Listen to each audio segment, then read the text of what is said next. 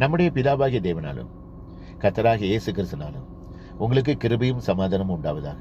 இன்றைக்கு நம்ம என்ன தியானிக்க போறோம்னா, ஆபிரகாமுக்குரிய விசுவாசத்தை குறித்து வேத வசனத்தின் அடிப்படையில் இன்றைக்கு நான் உங்களோட தியானிக்க போறேன். கர்த்தர் ஆபிரகாமை பார்த்து, ஆபிரகாமே, உன் தேசத்தையும் உன் இனத்தாரையும் உன் தகப்பனருடைய வீட்டை விட்டு நீ புறப்பட்டு நான் உனக்கு காண்பிக்கும் தேசத்துக்கு போ. அங்கே ஜாதிகளில் உன்னை நான் பெரியவனாக்கி உன் பேரை பெருமைப்படுத்துவேன். நீ ஆசீர்வாதமாய் இருப்பாய். உன்னை சபிக்கிறவர்களை நான் சபிப்பேன், உன்னை ஆசீர்வதிக்கிறவர்களை நான் ஆசீர்வதிப்பேன். பூமியின் வம்சங்கள் எல்லாம் உனக்குள் ஆசீர்வதிக்கப்படும். வானத்தை அண்ணாந்து பார், உன் சந்ததி வானத்தின் நட்சத்திரங்களை என்ன கூடுமானால் நீ அதை எண்ணிப்பார், உன் சந்ததி இவ்வளவாய் இருக்கும் என்று சொல்லி ஒரு ஆசீர்வாதத்தை கொடுக்கிறாரு. 75 ஆபிரகாமுக்கு 75வது வயசுல அந்த வாக்குத்தத்தத்தை கொடுக்கிறாரு. 99வது வயசுல ஆண்டவர் திருப்பி ஆபிரகாமை பார்க்க வராப்ல 24 வருடமா அந்த வாக்குத்தத்தத்துக்கு எந்தவித அறிகுறியுமே இல்லை. அப்ப 99வது வயசுல ஆபிரகாமை பார்த்து கர்த்தர் சொல்றாரு, நீ 100வது வயசுல சாராள் மூலமாக ஒரு குழந்தைய பெறுவா அப்படின்னு சொல்லி ஒரு ஆசீர்வாதத்தை கொடுக்குறாப்ல. 100வது வயசுல ஆபிரகாம் சாராள் மூலமாக ஒரு குழந்தைய பெறுறாப்ல. அந்த குழந்தைக்கு பேரு தான் ஈசாக். அப்ப வேத வல்லுநர்கள் சொல்றாங்க, அந்த ஈசாக்கு 15 to 30 வயசு இருக்குமா. அந்த வயசுல இருக்கும்போதுதான் கர்த்தர் திரும்பியும் வந்து ஆபிரகாமுடைய விசுவாசத்தை ஒரு டெஸ்ட் பண்றாரு. அவன் விசுவாசம் உள்ளவனாக இருக்கிறானா இல்லையா அப்படிங்கிறதுக்கு ஒரு டெஸ்ட் பண்றாரு. என்ன டெஸ்ட் பண்றாருன்னா, ஆபிரகாமை பார்த்து ஏற்கனவே ஒரு டெஸ்ட் பண்ணாரு. நீ உன் தேசத்தையும் உன் இனத்தாரையும் உன் வீட்டாரையும் விட்டு புறப்பட்டு வான்னு சொன்ன உடனே கீழ்ப்படிந்து எல்லாவற்றையும் விட்டு வந்தான். இப்பொழுது ஒரு 2வது டெஸ்ட் வைக்கிறது. என்ன டெஸ்ட்னா, நான் உனக்கு காண்பிக்க அந்த மோரியா தேசத்துக்கு போ, அங்க நான் ஒரு பலிபீடத்தை காண்பிப்பேன், அங்க உன்னுடைய நேசகுமாரனும் உன்னுடைய ஒரே ஏக குமாரனையும் நீ பலியிடு அப்படின்னு சொல்றாங்க.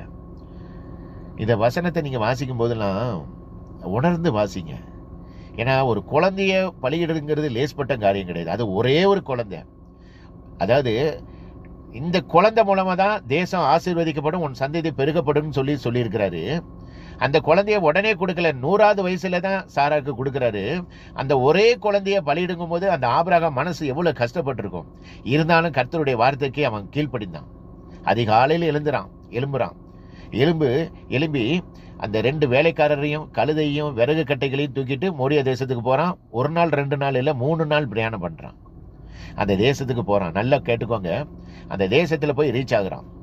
ரீச் ஆகிட்டு அந்த வேலைக்காரரை ஒரு இடத்துல அங்க நிக்க சொல்லிட்டு அவன் என்ன சொல்றான்னு பாருங்க, நானும் என் பிள்ளையாண்டானும் போய் தேவனுக்கு நாங்க பலியிடுறோம், பலியிட்டுட்டு நாங்கள் திருப்பி வருவோம் அப்படின்னு சொல்றாப்ல.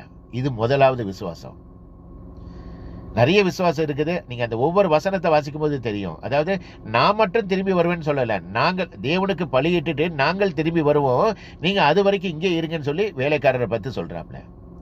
2வது விசுவாசத்தை பாருங்க.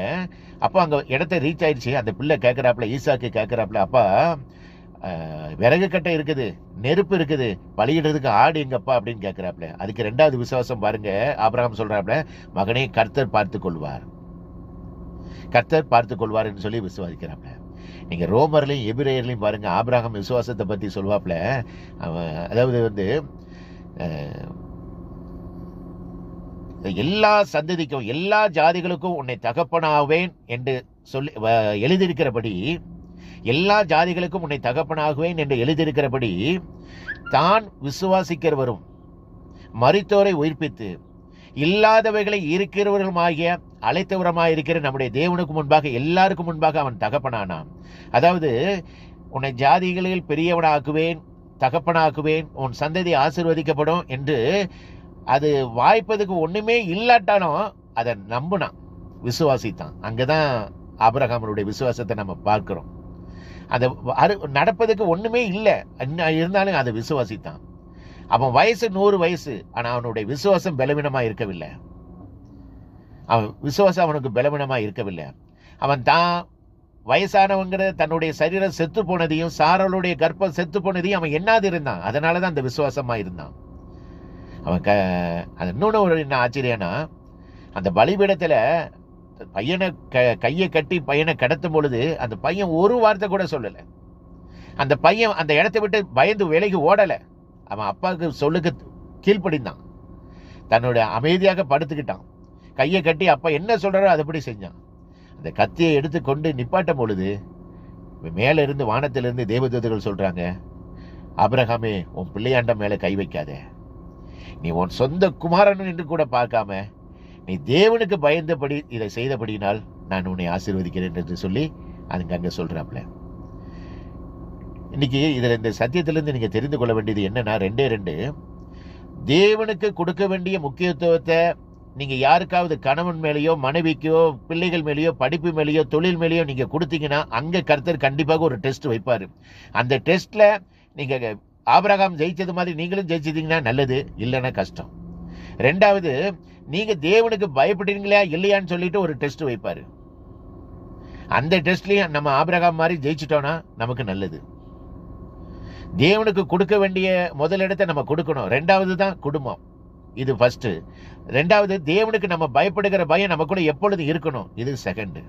அப்பதான் ஆபிரகாமை எப்படி ஆசீர்வாதத்தை வாங்கினாரோ அதே ஆசீர்வாதம் நமக்கும் கிடைக்கும். சும்மா கிடைச்சிடாது. ஆபிரகாம் விசுவாசங்கிறது லேஸ்பட்ட விசுவாசம் இல்லை. எல்லாத்தையும் விட்டுட்டு கிளம்புனான். தான் சொந்த குமாரனை பலியிட சொல்லும் போது அவன் எல்லா வசனத்துக்கும் கர்த்தருடைய வசனத்துக்கு கீழ்ப்படிந்தான். அந்த விசுவாசம் உங்களுக்கும் எனக்குள்ள இருக்குதா, அதை நீங்க பார்த்துக்கோங்க, செக் பண்ணிக்கோங்க. இந்த உலகத்தில் உண்மையான ஒரே ஒரு தெய்வம் இயேசு கிறிஸ்து. இயேசு கிறிஸ்து சீக்கிரத்தில் வரப்போகிறார். மனம் திரும்புங்கள், பரலோக ராஜ்யம் சமீபத்திருக்கிறது. கர்த்தருக்கே மகிமை உண்டாவதாக. ஆமென். அல்லேலூயா.